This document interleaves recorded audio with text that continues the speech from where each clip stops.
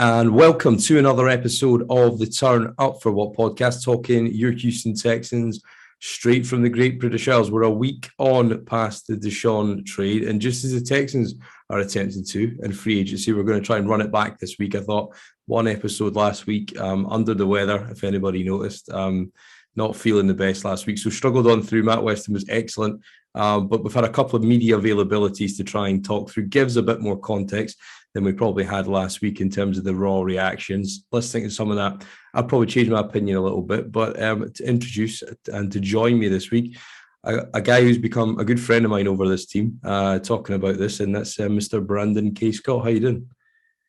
I'm doing good, man. I appreciate you for having me again. We've had a really busy last couple of weeks, and so I'm just kind of glad to be at this point to where we're kind of closing one chapter, opening another one, and yeah, man, it's an exciting time around here. Well, that's it. Yeah, I think it's been a strange time, and I think, as I said last week, it kind of and I was actually that sick last week when I was doing the pod with Matt that I didn't actually even know on Monday that Nick had been in front of the media on the Saturday. Before we get to that, though, the most recent media availability, and probably the one you wanted to hear from the most, was on Friday. I was on a train when it was on live, so it was kind of, a signal was kind of cutting in and out. And obviously, Mr. Watson had appeared in front of the media with an open mic for the first time in a very long time. And it was awkward, to say the least. I don't think people wanted to hear it. I don't think people necessarily wanted to have to go through it. It was a realization. It was a visual final, full stop on that chapter, if you like. But I thought what was really interesting, Brandon, was the two complete diverging narratives, I suppose, where you had, Andrew Berry, who I thought did a really good job, very calm demeanor, exactly what that situation needed. He's talking about a 5-month odyssey and all this stuff that had gone on with the team, and all the effort and work and legal counsel put in, and very kind of conscious to the situation, the type of allegations. And then you had Mr. Watson in the middle of the two, just saying, "Yeah, I've not done anything, no regrets." It was a bit odd, I thought. Yeah, it was really odd. I actually thought for the most part everyone really presented well, except for that major part of the no regrets and I don't have a problem, I don't need counseling. Excuse me. And it did not, that part of it, I don't think he did himself any favors, and I think people are still talking about it like, okay, you didn't do anything wrong. Like saying, there's a difference between saying I'm innocent of what I'm being accused of and I didn't do anything wrong, or I didn't make any poor choices and things of that nature. So I think that's where he really messed up. I mean, he, for the most part, remained calm, and Deshaun Watson has always really presented well, I think. And I thought for the most part that he did that up until that part. And that's not gonna land well with anybody. The lack of accountability there. Like, something happened. I was saying this, I think a couple of days ago to a colleague, like, there's a reason why only Deshaun Watson is being accused specifically of these things. There are choices that he would have had to have made. Like, there's a reason why you're not being accused of this. I'm not being accused of this. The next guy in the next room is not. Like, no one else is saying this about any of the rest of us. I wonder why. It's because you made some kind of choice or decision to allow yourself to be in that situation. I thought about this morning when I was coming up to the studio. It's like, man, and this is a really basic way of looking at it, but this is the fact. Like, either he did these things, or it's the largest conspiracy against a celebrity that we've ever seen, or maybe against anybody since the witch trials, or like people say, when they say it's a witch hunt, like that actually comes from however many hundreds of years ago, like that. This would be that, and we don't see conspiracies to this level. So it's one of those things where, man, look, if you don't think that you did like anything assaultive or that you harassed, like, I was actually okay with that part. I didn't assault, harass, or abuse, or whatever the other thing that I think he was saying exactly whatever the charges were or whatever the things that are being alleged, so speaking out directly against those. you can at the very least say that, you made some poor choices, that you regret the misunderstanding. Okay. Yeah. I know Kobe Bryant, back when he was charged with this, or when this was a thing for him years ago, eventually he ended up expressing some regret for the disconnect, whatever from what he believed the encounter to be and what she believed the encounter to be. There was just something different about it, about how they viewed it. And that's probably a larger conversation about men and how men understand consent and all of that, a whole nother rabbit hole. But at the same time, like that just did not really present well. Other than that, I thought he was fine. He was calm, and the significance of it obviously was just that we hadn't heard him speak in so long, and especially without legal representation. The last time we heard him speak was outside of the Rusty Hardin's office a couple of weeks ago when he wasn't charged, when that first grand jury decided not to indict him. But that's Rusty Hardin standing right there. His lawyer standing there. So to me, this is the first time to hear from him with no lawyers and just kind of get from the horse's mouth, so to speak. And we got what we got. Like we can criticize, but for me, it was more important just to get it on the record, no matter how we felt about what he had to say. He just needed to come out and say something, or it was at least time to hear him say something after all these months and I guess over a year now. Well, yeah, I thought it was strange how he kind of sort of really dug down into never disrespected, never, like literally he was not willing to admit even the fact that he scheduled too many different people. Whatever he thought he did, somebody else thought he'd done them wrong. And not even admit that, I think that gives us a deep maybe level of what probably a side of him we maybe didn't know before. Yeah, well, that was another thing. I'm glad you mentioned that, because I thought that was clumsy too. He could have just maybe not answered that question, because he started off the whole, hey, Deshaun, why so many massage therapists? What's that about? Essentially was the question. And he starts off saying, hey, well, that's still under legal review and can't really get into the details of that right now, but I will say. And then what he said after that, I feel like he shouldn't have said. He's like, my generation does business on Instagram now, which, look, I'm a little bit older than Deshaun, not a whole lot older. I'm in my 30s, he's in his 20s, but like I still feel like I'm from the social media age and generation, and I understand what he means. And I've talked to some other people that do a little bit more business on Instagram than I do. The closest thing I do on business on Instagram is I might be a sucker for one of those T-shirt ads, and buy a T-shirt. That's all I've ever bought from Instagram was a T-shirt. So, but I do know people who look for nail techs and stylists and different things like that on Instagram. Yeah. But it's like, I don't think that you want to just lump in your generation and say, hey, this is just how we do business, and make that be the explanation for why it is that you have 40 massage therapists. Because he's not the only 25-year-old star athlete, rich athlete, that's only 25-year-old celebrity. But he is the only one that to our knowledge has 40 plus massage therapists and is accused of violating in some way at least 24 of them.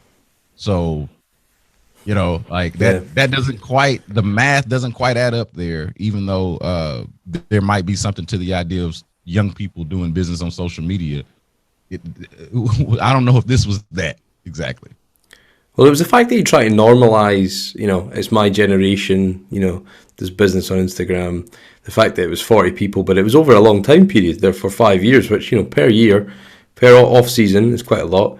And then he tried to sort of kind of throw some kind of shade at the media as well in terms of the process and how they had to know and all this kind of stuff, when we know his agent and representation, their legal side, what have you, have ran this thing right from the start. And I think it just kind of maybe took you into his mindset a little bit in terms of what he thinks, he's entitled to, or what he thinks he's, can absolve himself from, perhaps because of the position he's in, and perhaps because he's changed with the money. And I think a lot of people have said that, but I thought it was just interesting to see all those kind of factors, and it kind of lifted the lid ever so slightly on what's been a kind of, a long ordeal really for all people here. Yeah, and I thought I will say the one criticism that I didn't have that a lot of other people's did was the throwing the media under the bus. I was watching and listening at the time and thought that was just kind of maybe in jest and sort of joking, like not a flat out joke, but just more. That to me seemed like more of a lighthearted comment, like y'all wanted to know more about what I was doing because he's sitting there talking to the media at the moment, saying you guys wanted to hear more about where I was going than I actually had known specifically where I wanted to go. I was still making a decision when you guys were waiting, which is, I think, in part true. Like, I don't think that the media had any effect on his decision. Like, I don't buy that. I think he's just talking. But I do think that there's something to the idea that our anticipation of his decision directly conflicted with whatever his decision-making process was. Like, while we were, say, in like, I want to know by Friday, or I want to know before Friday, or I'd like to find out now, For him, it's like, this is one of the biggest decisions of my life. I might take today, tomorrow, 3 days, however many days. Like the interests conflict there in terms of how quickly we want the information and how quickly he should make the decision. I didn't have a big problem with the media comment, but again, he said, like, I thought it was 20 something minutes of okay, and then like 5 minutes of man, you kind of left yourself exposed a little bit in terms of, and that's not supposed to be a funny pun, but like exposed to criticism for basically directly calling those women liars without showing any kind of sensitivity, and then not even taking accountability for your own actions in terms of how you went about doing business and scheduling massage therapy sessions as a professional athlete with means, with resources. And like a lot of people that do business on Instagram or people that just can't don't know where to find it. I don't know what to do. I'm just going to look it up on Instagram. He's a guy with resources that can make a quick phone call, and it's done. Yeah, and I thought it was kind of strange. I mean, obviously they've been prepped really well, and they did everything they could to try and bat back, which was going to be a rather combative, rather direct questioning, continues kind of barrage of similar themes asked in different ways, and it was to be expected. But I thought the most interesting one was he talked to himself about being honest, and he also said quite within a similar tone that it wasn't about the money, and he didn't know about the contract until his agent told him about it after he went back a step in the process and realised he wanted to go to Cleveland. I just think if you're gonna try and get people to believe you as an honest person or just a genuine guy, which I think a lot of people thought he was before this, but I mean that was obvious that the reason why it came down to one team and one team only was because they went. They took a step into the complete unknown, or the completely unprecedented of offering, 230 million guaranteed, the highest ever guaranteed. They tacked on 80 million extra in guarantees, and then all of a sudden the process changed. So then to sit there and say it wasn't about the money, I only knew about it after. So you change your mind about a team, and then all of a sudden they were the one offering, potentially a CBA redefining contract.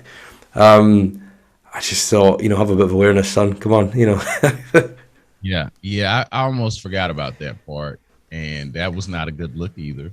But for me, I was a little bit less offended by that from his standpoint. Let me back up. I thought it was ridiculous that he said that. Okay, let's just put that out there. I thought it was ridiculous that they tried to make it seem like it wasn't about the money. I feel like Andrew Berry tried to talk around that as well. That part was just ridiculous. And really, it's the Browns. I'm actually not as upset with Deshaun about the money and the contract and the fact that the contract, like, of course it had something to do with it. And that would be silly. That would be ridiculous for it not to. Like, I am in favor of everybody going out and getting as much money. I'm from capitalist America where everyone's trying to make a buck and get a buck and get rich. And I get that part.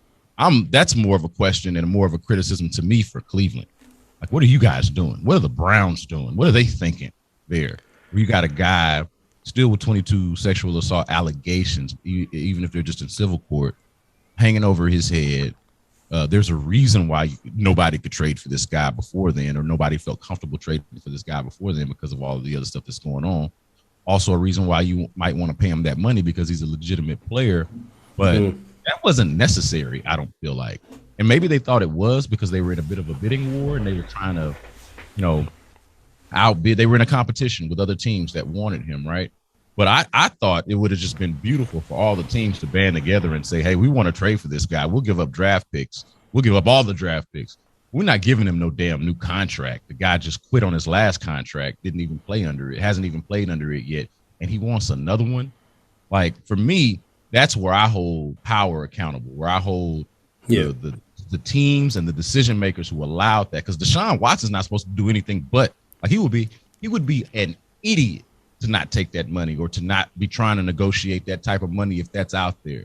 It's them fools that's the owners and the decision makers and the people that sign on the dotted line that organize that type of thing that should be held accountable and who people should be upset with. Like, be mad. Like, if you're upset with Deshaun Watson and that contract, you need to be mad at the Browns, whoever thought that was a good idea. Because it's a horrible look for the league. The idea that somebody who didn't play last year, and has not played on his most recent raise, just got another one, and all he's done in between then is like make shoddy decisions, or at the very least be accused of some really heinous things. So I thought that that's something that the Browns really need to answer for. It was clumsy and ridiculous for them to pretend like that didn't have a factor, or that wasn't the biggest factor in where he made his decision. I ain't have a problem with that, quite honestly, that he picked that he went to the highest bidder. Do that. Like, go to the place that's going to pay you $230 million guaranteed. You absolutely should do it. But for the team to even do that in the first place, I thought was distasteful. And he's probably not even there if they don't offer that. I think, there was reports of him trying to recruit guys to go and sign with Atlanta. And if reports are to be believed, he set out and proactively brought Atlanta into the running. So I'd be interested to hear some of the back corridor or private meeting room conversations at the owners' meeting this week, because they've effectively put two fingers up to the entire system. And look, I as you said, nobody can have any qualms about players, agents, coaches, anybody taking money out of a billionaire's pocket and putting in their own, albeit it's excessive and versus your average man in the street salary. But to try and sort of suggest that wasn't, that they essentially released information that wasn't an option. Then all of a sudden, the team that was offering the most money, the whole process takes a U-turn, and that's who he's signing for. And I don't think he's there without that, and he may have signed for another club. But the problem was then, I think, and what I think the Haslams and Andrew Berry, what they probably thought was, we can't get draft picks back, but we can certainly pay our way into this. And then because of the no trade clause and stuff, which we'll come on to, I think that just basically meant they said, okay, well, we'll pay $80 million. Is a couple of second round and third round picks, is that worth, giving up more money for it to keep? And the answer is probably yes, when you're looking at it objectively, because you can't buy them. You can only acquire them through a trade or through your selection of picks each year. So I think they maybe just thought, here's a way to shoehorn the process. Now, I don't think for a second, Brandon, that the agent, who was the most powerful, almost like puppet master like at times through this process, asserted himself effectively as the number one agent in sports, if he wasn't already. The recent Forbes list, he'll certainly be on the next list. I would guarantee he'll be up there in the top few. But I wouldn't be surprised if it was back channeled and he said, look, if you come and give us a contract we can't refuse, we'll come back to you and we'll get you back in the process. And that's what happened. And then if they're the last team standing in the process and nobody else, then the draft capital, they can dictate that at that point. Yeah, this is where I would point out that over time, Deshaun Watson, and by proxy, I feel like Deshaun Watson's crew, and we're really just talking about David Mulligetta and Deshaun Watson here specifically, but they have, from the beginning, wanted, I feel like at least, have fixated on this idea of doing legendary stuff, being legendary. like doing something that nobody's done before. And I feel like they pride themselves on that. I think that is like part of what got into Deshaun Watson's head of why he didn't want to be here anymore. He didn't feel like, I feel pretty good saying this, he didn't feel like he could become a legend here. He didn't feel like he could be a legend with the Texans because the Texans are obviously not a legendary franchise, but just were making poor decisions and weren't doing anything that suggests that he was going to have the legendary career that he wants to have, right? And then David Mulugeta is the agent. Like you said, I mentioned this on my podcast last week that he is sort of he is the preeminent agent in the NFL now. Like, move over Drew Rosenhaus. Yeah. This is the guy of today. Well, and Drew Rosenhaus just got Neville Hewitt re-upped here, so you never know. Maybe. Yeah, that's right. That's right. And I hear that Terrell Owens can still play. Yeah. So one of his more famous clients, Terrell Owens. So yeah. maybe he's somewhere waiting in the wings too to make a comeback at, damn near 50 or whatever he is. But yeah, no, I think that there's something to what you said, what you were suggesting. Like, okay, maybe it was the back channel of Mulugeta saying, hey, you add something sweet, get this contract. And we were hearing reports about that before this thing materialized, right? That Deshaun Watson might want a new contract as part of his trade, as part of his new deal, as part of his new destination, whatever. And sure enough, that's what it was. So it's not only, this was brilliant, quite honestly. Like, I hate Deshaun Watson for as much as you want as a Texans fan, but this was brilliant from a business standpoint of, hey, we're going to create a little bit of a market, a little bit of a competition here. And since we hold the cards and getting to really decide where we go with the no trade clause, we're going to go to the highest bidder. I had someone object to the idea on Twitter. They objected to the idea that like Mulugeta did anything special and that basically the Browns just bought Deshaun Watson. Well, based off of their actions, they seem like they were for sale. That sound like what the goal was, not necessarily going to, for sure, the team he wanted to go to, right? I think it turned out that maybe the place that he wanted to go, and we have on pretty good authority, was Miami, and that no longer was a thing. So, all right, well, now show me the money. I'll go to the highest bidder. And that seems to be clearly what they did. And from that standpoint, I can't really knock them for it because they won. This was the sick part about the whole thing, was that from a team's perspective, from a Texans perspective, and if you're a Browns fan, you're looking, okay, who won the trade? Who's going to get the better deal out of this? Browns fans more than likely get the better deal because they get a ready-made, bona fide franchise quarterback to go with an already built-to-win roster. The Texans can win in the long run because they can hit on these picks, accelerate their rebuild, or I don't know if accelerate's the right word. They had a year zero of a rebuild this past year, so it would be damn time for them to get going. But you get what I mean. Like they could atone for this by hitting on their picks, evaluating and drafting correctly and all of that, and everybody can come out a winner eventually.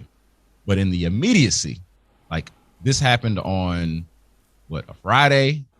So by Friday night, Saturday morning, or let's fast forward, by the time Watson's physical was finished, okay, and that trade was consummated, the only winner was Deshaun Watson and by proxy David Mulugeta. Those are your winners here because they played the game to a T. Like they manipulated the system, okay, and found a way to not only manipulated the system, but manipulated a system that is not designed to curry to be in their favor. And they found a way to flip it and make it into their favor and got this guy probably more money that he quite honestly has not earned, but that don't have nothing to do with it's not how much money you earn, it's how much money they are willing to pay you. And they figured it out. They played the game and they played it well. There's an element as well, I think, that everybody wanted to hear, and we kind of knew it, and I think everybody's close to it in the local media and some kind of national front as well, that there's definitely a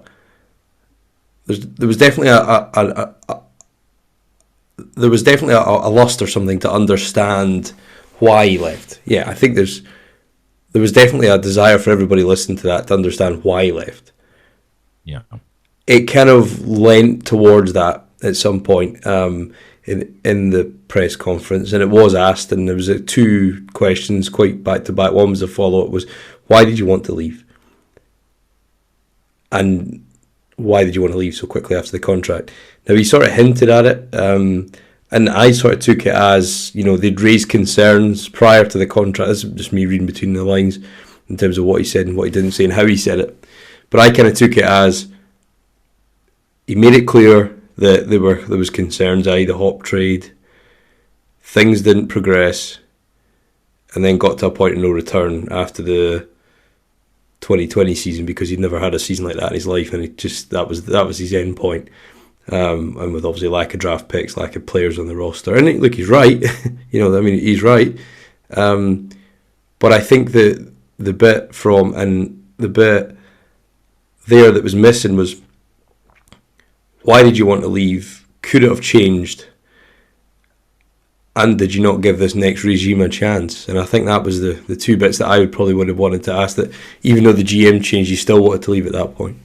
And it would have been good to listen to that answer. I mean, I don't think you'd necessarily given a direct one to it, but that would have been something that I would have wanted to hear, and the fact that in the contract and all that kind of stuff.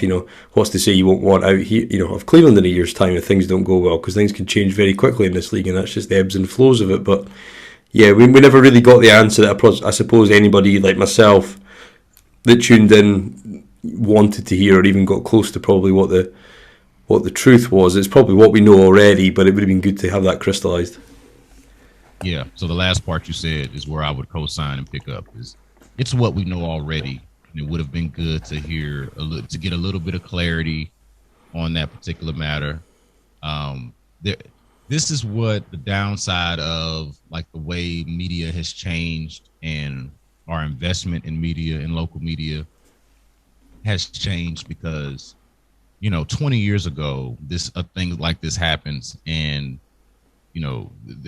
our local press corps, maybe not myself, but the Houston Chronicle is sending a reporter to Cleveland to cover this press conference. Like there's going to be a Houston tendency somewhere. Like you're going to find a Houston sports media representation in there somewhere. Instead, what happened, and I know this on pretty good authority, instead what happened is that we got questions that, we planted questions through friends in the Cleveland media. And so shout out to the Cleveland media for doing their part, but their interests are not ours, right? And so there was never going to be a reason for them to go the extra mile with the question that you just brought up of why not give the new regime a chance? Because they did ask the question, and that's why I credit them. They did ask the question, what changed, with the new contract, and followed up with that. But the another question would have been, why not give, if you had a problem with the direction in which the team was going at the time, okay? And he even said that at the time, okay, which I thought was interesting, and I don't want to read too much into it, but he did say at the time. Okay, well, that was at the time. What about now? Okay, because there was a change from the time. Like the people who gave you the contract are not necessarily the same ones that are running the team. The people that traded Deshaun Watson, who traded DeAndre Hopkins, in part are not necessarily the same. Okay, now the main figure there is still around, and of course that name didn't come up, and there were no mentions of that. But I do feel like there would have been at least somebody in our press corps who would have addressed that, or at least I like to think so. I don't know. Jack Easterby's done a good job of cozying up to the media here. I don't know if everyone knows it, but like you'll notice that you really only hear his name on the radio. You don't hear people really write about him as much as they used to. Yeah. But to your point, I think that it would have helped with clarity and providing closure if we could have heard something from Deshaun Watson on why exactly this happened.